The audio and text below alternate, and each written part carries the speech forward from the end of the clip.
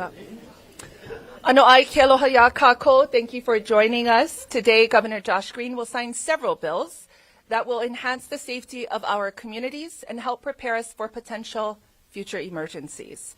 Facilitated questions and answers with the media will follow promptly after remarks conclude, and the formal bill signing here with photo taking will take place shortly thereafter. Without further ado, it is my privilege to welcome Governor Josh Green.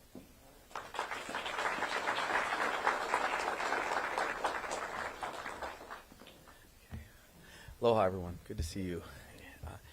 Tough year. And we're now just about 11 months since the tragic wildfire on Maui.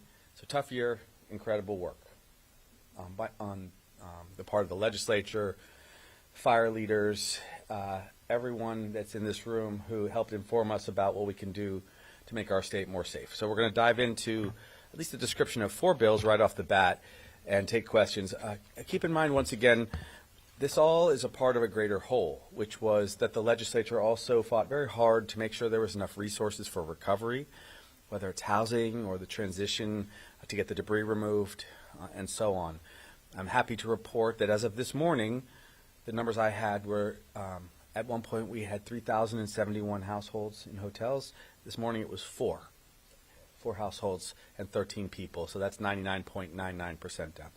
At the beginning, we had 4,000 pieces of property and structures that were destroyed, and because of the hard work that the legislature has been funding and that FEMA has been doing with the Army Corps, we've had now over 88% of the debris removed from the residential lots. So just a huge amount of work, but how do we stop the next fire from occurring, and how do we go forward?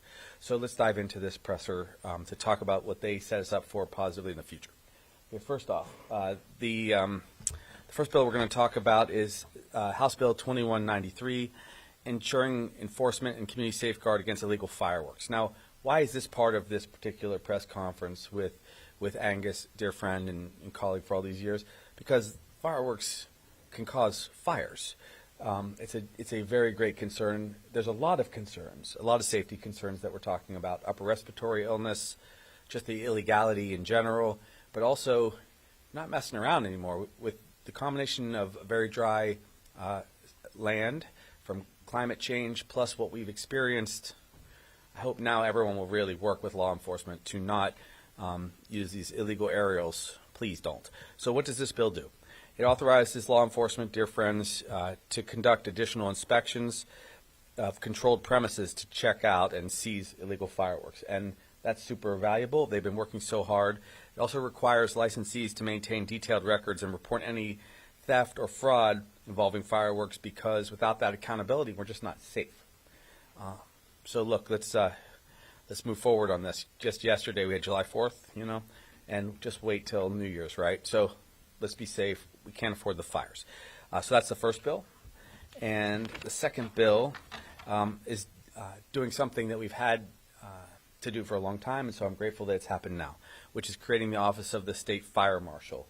Again, worked with the legislature. Fantastic work, guys. Thank you for this. What it does is it appoints a State Fire Marshal once and for all in a newly created Office of the State Fire Marshal. In other words, we have this committee of people that do great work. They're amazing. We'll probably even seek their advice or hire from within.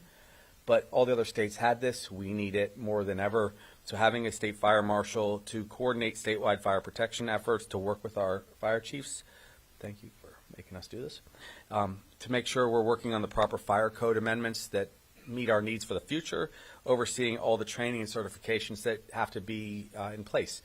It's a new era where fires and fire safety is going to be central to what governments all across the country do. So let's do it better than everybody else. Finally, it prepares our state to prevent and mitigate fires going forward, probably as important as anything, because as we see, once a fire is raging with the speeds of the winds that were upon us on August 8th, I'm not sure you can stop some fires. So you have to stop them before they even get going. So that was key. The next bill we have, House Bill 2107, designating HAWAI a language access coordinator. What we needed to do is communicate better. Actually, I thought it was extraordinary how well people did communicate. But, for example, there were a lot of Filipino families in Lahaina that lost their homes or were renters and were displaced. And we had to communicate more than ever with those individuals, amongst others, to get resources, a very complicated labyrinth of resources that you can seek when a disaster like this occurs, whether it's FEMA or state funds or county funds, grants. Difficult, even if you're displaced like, Angus was, who is a senator, or other friends that in the moment, in the trauma, it was so hard to find the right path to resources a lot of times for people. So we have to have extra support, and this will help that. So what its aim really is to do is to address the disproportionate disaster-related risks that individuals face if they have trouble understanding evacuation orders or emergency relief. Super important. It's just start. Just incrementally we get those resources in place. I see out of the corner of my eye, Dr. Agbayani. Thank you. Thank you for calling me on my phone in the middle of the night and telling me to sign this bill. Okay. Yes, I'm grateful. So you're not the only one. No, really, it's helpful to have the reminders of what matters most, okay? And then finally, one more bill, and there are so many things because, as I shared before, it's resources, it's making sure people find their way, it's not perfect, but into housing in a proper way. It's doing fire breaks, which I know Department of Transportation has been doing like crazy. It's Lewis's work finding monies, safely from our core corpus of resources over into the disaster fund space. But it's also this, which is preventing abuse. And that's this last bill that I'm going to talk about, 2693. We have to provide some protections against charitable fraud because some people are true bastards when a disaster occurs. And they go and they take advantage of other people who have just lost their livelihoods, who don't have their bank account numbers, or the incredible generosity of people that rain down on the state of Hawaii, particularly Maui Strong, the extraordinary work the Hawaii Community Foundation did. But then there were other people who were gaming the system and trying to raise money for purposes that had nothing to do with helping those who were struggling and wrestling with the trauma they faced. So we have to jack them up. So we have a misdemeanor change now to Class C or B felony. So don't do it. If you try to take advantage of people in the state of Hawaii when we have a disaster, Ann Lopez is going to cut off your you-know-what, okay? So, or whichever you have, okay, men or women. That's what this bill does. So we're making progress. The recovery is going very well overall, though we always are heartsick it's not faster. We're about at 11 months, and with this new legislation, we're just going to be safer this fire season, and we're going to be prepared better for whatever may come in the coming years. And again, thank you, Angus. Thank you for making it through. Aloha. Better.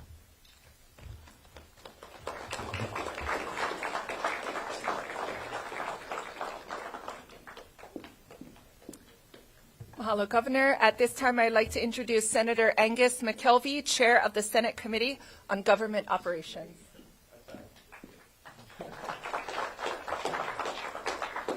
I was just complimenting the governor on his amazing, colorful speech. Music to my ears, I guess. Aloha, everybody. Thank you for being here for the signing of these bills, in particular the bill to address charitable fraud. I can't reiterate what the governor said enough, that if you come into Hawaii with fraud as an intention, you will pay the price. We've seen so many families who have suffered so much absolute hell. And when people give money, they're relying on the fact that the money they give is going to be in the hands of the very victims, not elsewhere. It's not going to enrich those for other purposes. So what happens when this occurs? It actually demonetizes and jeopardizes giving in emergencies. Some people have said, well, this will chill giving. No, what chills giving is fraud. When you think that your money is going to go to God knows what, and not to the very victims who you see faces on television, the next time a disaster comes and there's a plea for help, you may not give. So ensuring that we have a strong charitable giving environment where people know the money they give to the victims of disasters, especially those to come that are not yet named, is important. Because without that, the entire system of giving falls apart. So I really thank the governor for this bill, for all the others, the fire marshal. We got a lot of vegetation growing like crazy all over Maui again from the rain. So these bills couldn't be more important, more timely. So mahalo again, Governor, and thank you for allowing me to say a few words.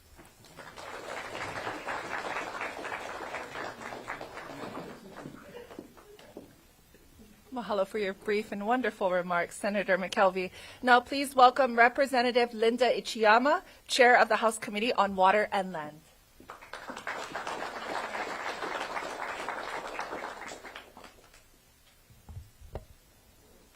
Thank you very much, especially to Governor Green for holding this bill signing ceremony today and allowing us all to be here to participate. As the House Chair of the Water and Land Committee, I have the opportunity to work very closely with HAIMA and many of our emergency management partners at the county, state, and federal level. The bills that are being signed here today reflect that we are always striving to improve our response to disasters as well as building resilience in our communities. I'd like to highlight the work of many community groups, and especially the Filipino Caucus in passing House Bill 2107, sponsored by Representative Gregor Iligan. This bill to create a language access coordinator in HAIMA will improve communication before, during, and after a disaster. In addition, House Bill 1902 will update our emergency management chapter, Chapter 127A, to clarify important sections such as termination of an emergency proclamation and price controls of commodities during a disaster. And finally, has been mentioned already, several bills signed today will help our state better prepare and respond to wildfires. Senate Bill 2085 will reestablish the position of a state fire marshal. Senate Bill 2284 funds a wildfire forecast system. And House Bill 1842 increases penalties for arson as well as violations of our fire code. Many of these are recommendations of the bipartisan House Working Group on Wildfire Prevention. Again, I sincerely appreciate the collaboration with community members, advocates, the Senator, and the Green administration to get to where we are today in signing these important bills into law. Thank you very much.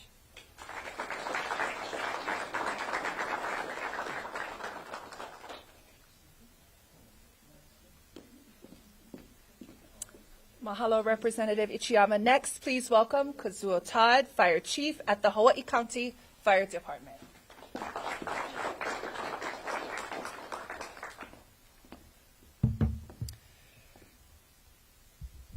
Go up a little bit here. So today is a wonderful day. As we move forward, we're reestablishing the Office of the State Fire Marshal, and this has been something that we've been lacking for almost 4 decades now. This position will make a difference in our local situation by allowing us to have someone at the state level focused in on these problems that are currently plaguing our state. And I have to come up here and thank all the people who have made this possible, from the governor and the different houses of the legislature. I also want to put out a thank you to the Fire Prevention Committee that the House put together. Your work was excellent and really dived down into the problems that the state is facing, and I thought that report was excellent. I also want to thank our many partners out there, from the Department of Forestry and Wildlife to our airport brothers and sisters, and the many county fire agencies that come together that form the State Fire Council currently. This has been an issue that's come across, I guess, over the last couple decades as more and more work has been drawing the members away from what they were able to do in the past, and the need for this position is entirely crucial. So once again, I just want to thank all the people who put in the time and effort to make this happen, and I appreciate you very, very much.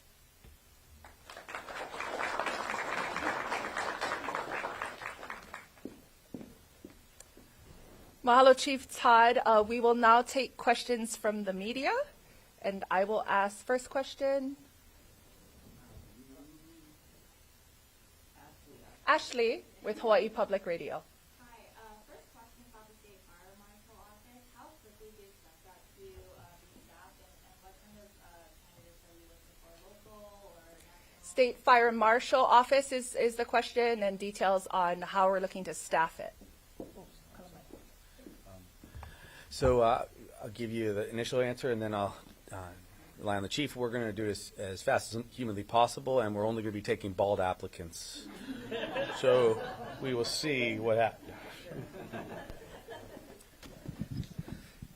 So obviously we're kind of coming into a peak of our normal season right now. August is usually the highest month in terms of our number of occurrences for fires and the size of the fires. So, I'd love to say that we'll have someone in working right away, but inevitably this is government. It's going to take some time to put together job descriptions, put out a recruitment, and then actually get them set up. I'm hoping to have them in place as soon as possible, but for sure by next fire season, as we move into that next peak, we'll have it there. And so I'll be working with the governor and all of our staff to get that done. Chief, before you go, could you also elaborate how you're going to use the council in the interval? Is that how you'll approach it? Yeah, so inevitably right now, the work does rely on the people who are currently sitting in the positions, and we do the work of that state fire marshal within the state fire council at the moment. But in the long run, there's just been a lot of expansion of work, and we're hoping to be able to turn that over for better continuity and better output. Our next question comes from the Daryl Huff, Hawaii News Now. Oh, man. Yes, this is the Daryl Huff. What gaps were revealed by the fire that made it necessary for this additional person to be put in place? I mean, what is not happening that needs to happen? Again, the chief will come up. A couple of things, for example, direct recommendations about pre-placement of, response vehicles, important. Also, imagine if you had, for example, HAWAI, but you didn't have an administrator at the head of it, so it was by committee. It's very difficult for that person, for that group of people to come to the legislature and say we need A, B, C, and D. By having, a fire marshal at the top of that, or tip of that spear, forgive me, you have that available, list of exactly what you want. Also, you can hold a person to account or accountable for a department. It's very difficult to hold a committee to that same responsibility. So those are some of the things, but the other states all have fire marshals, and they have it for a reason. So in response to your question, I think the governor hits the nail on the head. Primarily, much like we have 4 county agencies that deal with emergency response, from Hawaii County Civil Defense to whatnot, you have HAWAI that sits over the top and is able to coordinate things at the state level. Currently, the State Fire Council, or our fire marshal, which we used to have about 40 years ago, was eliminated, and the State Fire Council was supposed to take on that role. And it worked for a long time, but as time has gone past, more and more incidents are occurring on every island, and the need for those fire chiefs that sat on that council has been drawing them back into their own work. And so by having an agency at the state level that can focus in on this kind of work, that's really crucial. It'll allow us to get basically more things done and have that state perspective when we're trying to coordinate everything. Can also elaborate. Oh, go ahead. So, for example, with the Maui fire, there wasn't pre-placement of equipment. There wasn't an aircraft capable in HAWAI of flying that day.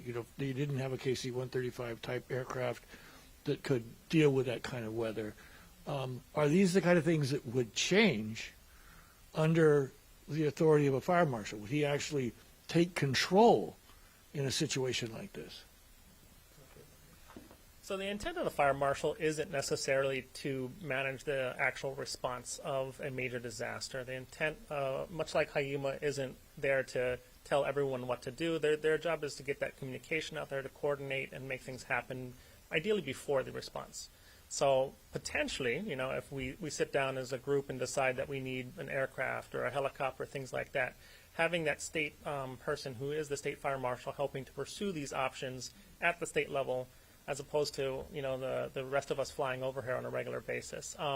We do have the Department of Forestry and Wildlife, which is our state response agency for fires in that respect for the state lands, and we have the county agencies on the ground, which are responders. But there's a lack in terms of us getting together sometimes and focusing in on some of the bigger issues when it's beyond our own scope. So having this can help broker those deals, MOAs, MOUs, and help pre-position things and things like that when we're looking at major issues going on within the state as a whole. here, Daryl, also the chief and I would normally discuss, and that is that you have to have a principal advocate for something this large. This is now going to become a large part of government, which is wildfire response. We're even discussing right now in the interval between this year's session and next, couple things. What are we going to do with going forward monies? Are we going to generate resources to deal with disasters, and who will manage those large monies? If it's fire related, it's challenging for the, for example, the four chiefs because they don't want to have to compete with one another. They want to have a statewide plan. It's good to have someone again at the tip of that spear. Also, we're going to get a large amount of disaster relief money as a result of the percentage that comes to a state after the federal government spends multiple billions of dollars. That large amount of money, which will be going to HAWAI, needs a fire advocate at the, at the center of that discussion. So there's a lot of reasons to do this, and no time like the present.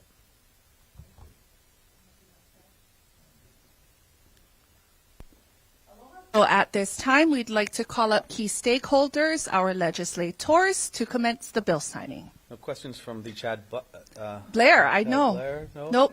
Oh, okay. Chad is a fly on the wall today. So we will transition. For those of you that who are from key stakeholder groups, we kindly invite you up. Legislators. Both old, I think. Community members, Amy,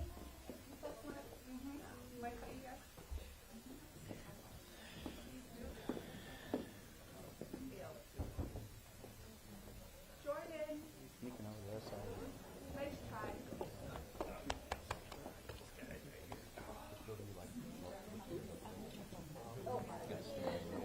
Hello, how you been? How's it going? Give me your fireworks. I'm just going to do this just in case you want to say anything. How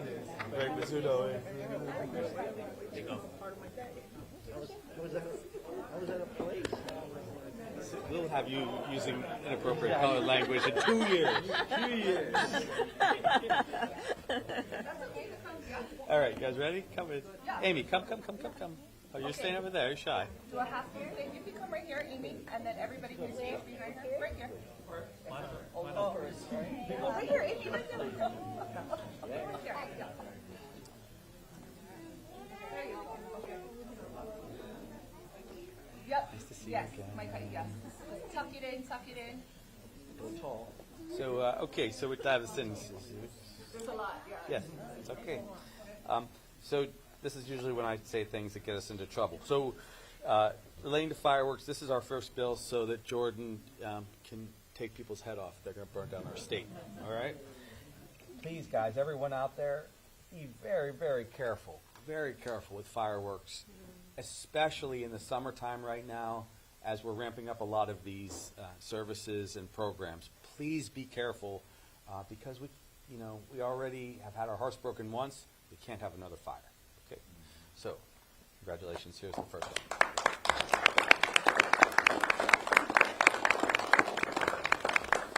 Someone give this to Jordan. I think he can. Yes. Okay.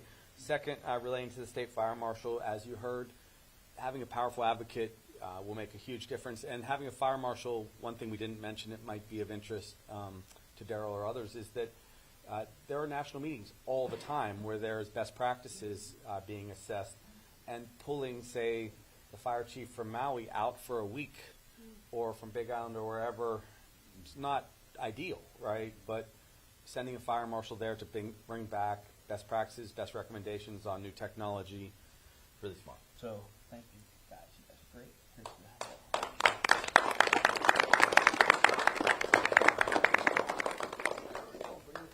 Okay. All right. The next one is this is relating to disaster services, right? This is for our move to make sure people can, really get the resources that they need. And I so appreciate this. Yes, right. Okay. This bill is dedicated to Amy Agbayani and all the extra hours of sleep I lose when she calls.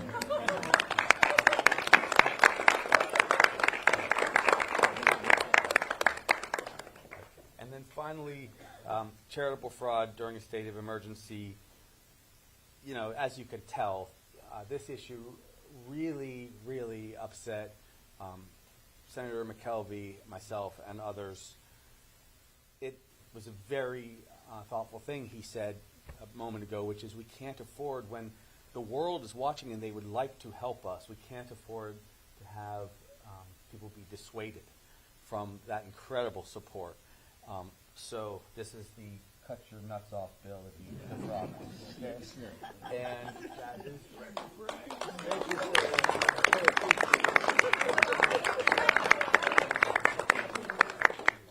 Okay, many of you know the drill, so looking here, try to find a puka and or the light.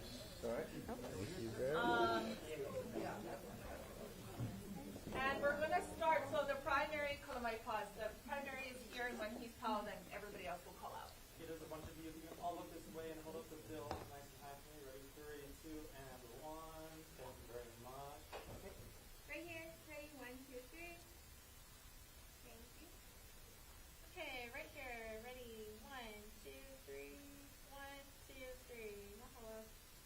Right here. 3, 2, 1. 3, 2, 1. Mahalo. Anyone else? Call it out. Here. 1, 2, 3.